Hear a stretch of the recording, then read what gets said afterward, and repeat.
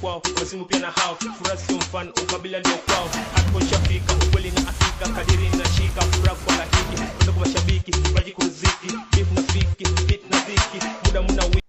Especially as soul brothers and sisters, black people, I heard that the sun is good for us. If the sun is so good for your melanin, for your blackness, I don't see these pro-black folks outside having a good time in the sun. See, what do the Quran say? The Quran said, don't think that you will believe and not be tried. These folks talking all this bull crap, how good the sun is for black people. It makes vitamin D. It's good for the melanin. I do not see no, I can guarantee you the majority of these folks, these pro-black, melanated, I'm God, the sun is my friend Negroes, I guarantee you they are in their house, in their car, with air conditioning. They are not out there in the sun, getting the energy from the sun. They're not getting life from the sun. They are paying their electric bill for central air, central heat. They are making sure the air in their car, the SUV, is good. That's what they're doing. Fake ass. Again, when I was growing up, we didn't have those things. We made it. And we strong. The only reason why I'm not as strong as I should be is because I was locked up for 10 years in air conditioning. And it took away my it makes me less tolerable. It makes me weaker being under that air conditioning for 10 years. I'm still doing pretty well, but I'm one of those southern black people. We get down in the heat. It's gonna have to be well over 100 to bother us. We love to be black. Black is this shirt. And that's another thing, these old fake ass people. They don't want to be black like this shirt. They talk all that blackity black stuff. They don't want to be black as this shirt. They don't want to be dark skinned. That's just talk. All their children are brown, light-skinned babies. Ain't nobody running around here trying to get pregnant, trying to make love to dark-skinned people. You don't want no black babies. You don't want no big noses and nappy hair. They just want to talk it. Put on this show. And see, I can tell the truth because I know I love me. And I know I love what I'm about. But that crap to look or view black as ugly, that's still inside of me. I'm honest with mine. I had to be honest with myself. I went to some pictures just to look at dark-skinned people. Some of them I found attractive. But dark skin is not really appealing. Because it's in me. That's how we was raised. Light and bright is right. Black, get back. That's how we was raised.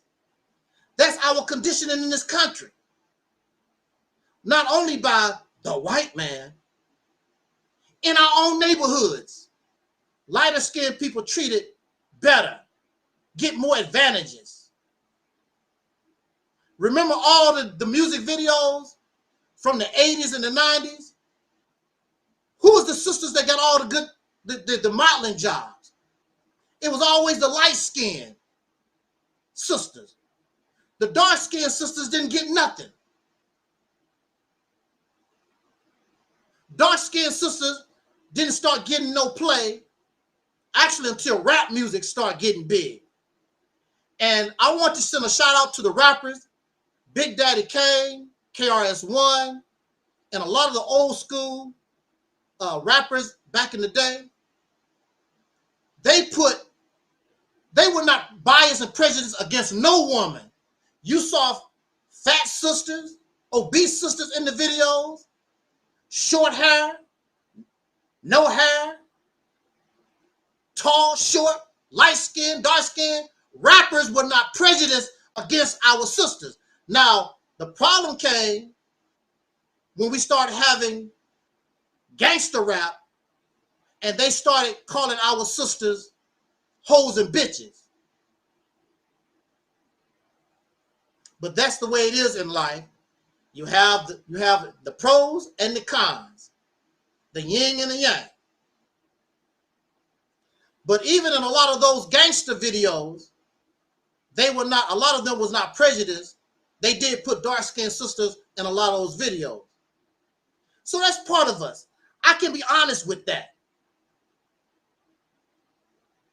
But I am attracted to dark-skinned sisters, light-skinned. As long as you're a black woman, I was attracted. I never shown no bias. Even though I know inside of me, I'm not really loving that dark color. I can admit that. And since I know that, I'm honest with that. I'm not going to sit around here and tell you no lie. But I'm not biased. I'm not going to choose a light-skinned sister over a dark-skinned sister because of skin color. I don't do that. I'm not biased like that. But I am honest with myself. So if that's happening to me, I know it's happening to these pro-blackity black folks. And see, you can say anything you want out of your mouth. What do they say? Actions speak louder than words. Your wife is light-skinned. Your babies is brown-skinned. Look at the Nation of Islam. So blackity black. Mr. Farrakhan, he's light-skinned. All the people, all of them, 99%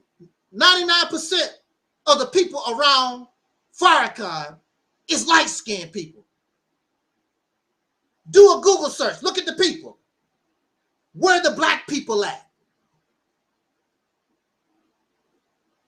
So we find ourselves in the same position we did on the slave plantation. The slave master purposely put the light-skinned folks over the dark-skinned.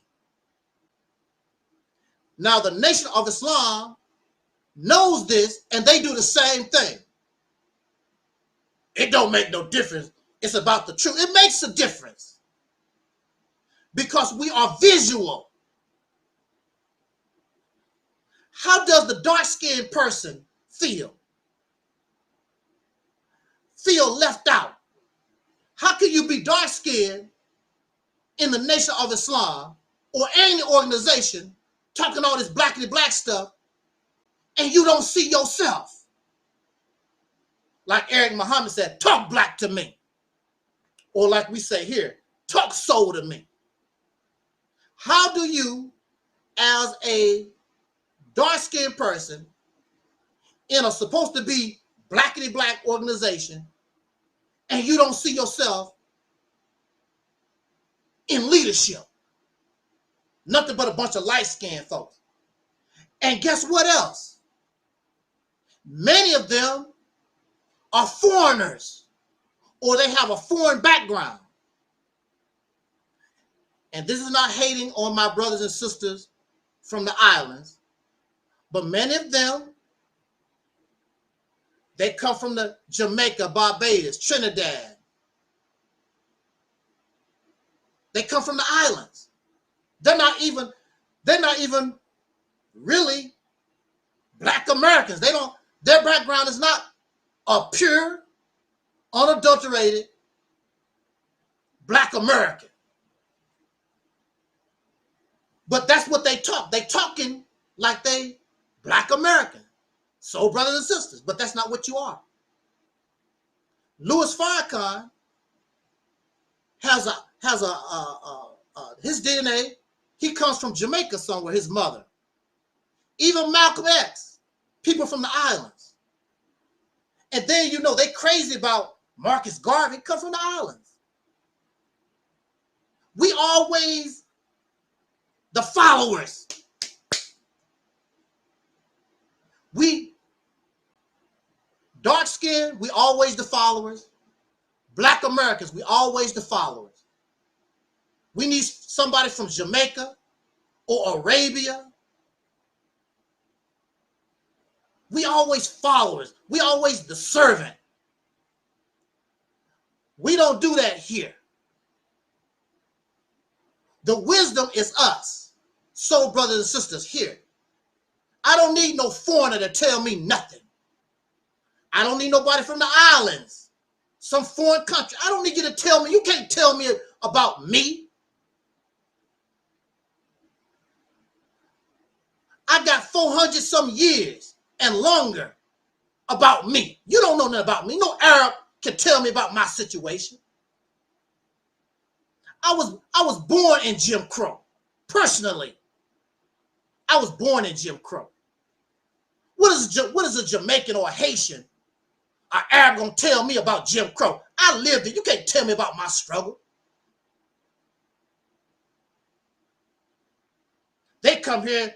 I want to teach you about the Quran. I want to teach you, and I want to show you the way. You can't show me nothing about me. And then we follow people that don't know nothing about our experience. We just some dumb animals walking in America. We need some special divine person from overseas to come and save us. We just some dumb, mindless animals roaming around. Can't think for yourself. Just what they do. They say we are dumb, deaf, and blind. That's what they say. They say we are dumb, deaf, and blind. We don't have no more sense than a damn cow. That's an insult to me. That might not be an insult to you. It's an insult to my damn intelligence.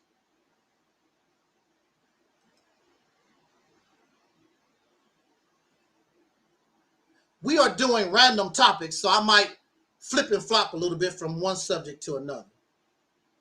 Random.